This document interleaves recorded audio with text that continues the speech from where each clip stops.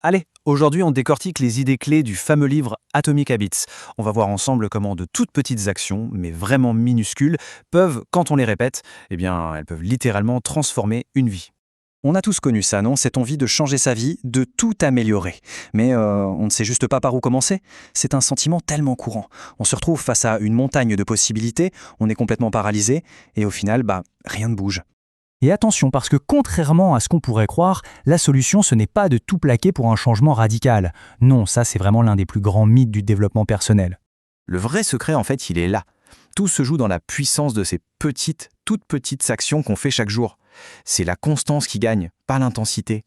Et c'est ça qui amène des résultats, mais vraiment spectaculaires. Bon, alors entrons dans le vif du sujet. Le premier concept absolument central du livre, c'est ce qu'on appelle la règle des 1%.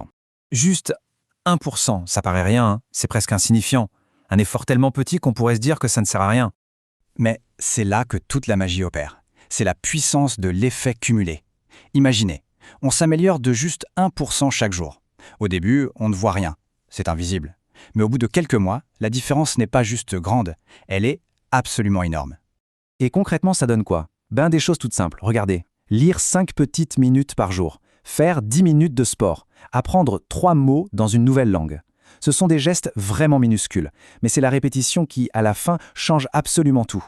Cette phrase, elle résume tout, en fait. Ce qu'on fait chaque jour est bien plus important que ce qu'on fait de temps en temps, de manière intense. La régularité, c'est ça la clé. C'est tout. Ok, maintenant on va aborder un autre point super important. C'est un vrai changement de perspective. Il s'agit de la différence entre se concentrer sur des objectifs et se concentrer sur des systèmes. Alors, c'est quoi la différence? D'un côté, on a l'objectif. C'est le résultat qu'on veut. Par exemple, je veux parler français. Et de l'autre, on a le système. Ça, c'est le processus qui mène au résultat. Du genre, je vais pratiquer 10 minutes tous les jours.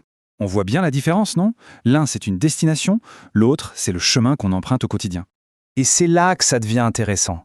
Parce que, en réalité, les gagnants et les perdants, ils ont souvent les mêmes objectifs. Ce qui fait la différence, ce n'est pas l'objectif, c'est le système qu'ils mettent en place. Se concentrer sur le processus, jour après jour, c'est infiniment plus puissant que de juste rêver au résultat final.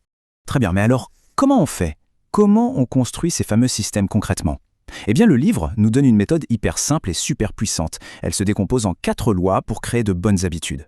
Alors les voici. Première loi, il faut la rendre évidente. Deuxième loi, la rendre attirante. Troisième, la rendre facile. Et enfin, quatrième loi, la rendre satisfaisante. Allez, on va regarder ça de plus près, une par une. Première loi donc, rendre l'habitude évidente. C'est simple, notre environnement a un impact de dingue sur ce qu'on fait. Si on veut lire plus, il faut que le signal soit ultra visible. On pose un livre bien en évidence sur la table du salon. C'est aussi bête que ça. Deuxième loi, la rendre attirante. C'est logique, plus une action nous donne envie, plus on a de chances de la faire. L'astuce, c'est de l'associer à un truc qu'on adore déjà. Par exemple, écouter son podcast préféré, mais uniquement pendant sa séance de sport. Troisième loi, et celle-là elle est capitale, il faut que ce soit facile. Le but, c'est de réduire au maximum les efforts pour commencer. La règle des 2 minutes est géniale pour ça. L'idée, une nouvelle habitude doit prendre moins de 2 minutes à démarrer. C'est tellement simple que c'est presque impossible de dire non. Et pour finir, la quatrième loi, celle qui vient boucler la boucle. Rendre l'habitude satisfaisante. Notre cerveau, il est câblé comme ça. Il adore répéter ce qui lui procure une récompense. Du coup, une petite gratification immédiate, ça peut être juste de se dire « bien joué ». Ça ancre l'habitude et ça donne envie de recommencer le lendemain. Alors, ce système marche super bien pour créer de bonnes habitudes, mais ce qui est génial, c'est qu'il marche aussi dans l'autre sens pour se débarrasser des mauvaises. Il suffit tout inverser, tout simplement. Donc, pour casser une mauvaise habitude, la stratégie est simple comme bonjour. Il faut la rendre 1. Invisible, 2. Pas du tout attirante et 3. Difficile à faire. Prenons un exemple que tout le monde connaît, le téléphone qui nous distrait tout le temps. La solution la plus efficace, c'est d'ajouter des obstacles. Si on le met dans une autre pièce, par exemple, il devient à la fois invisible et difficile d'accès.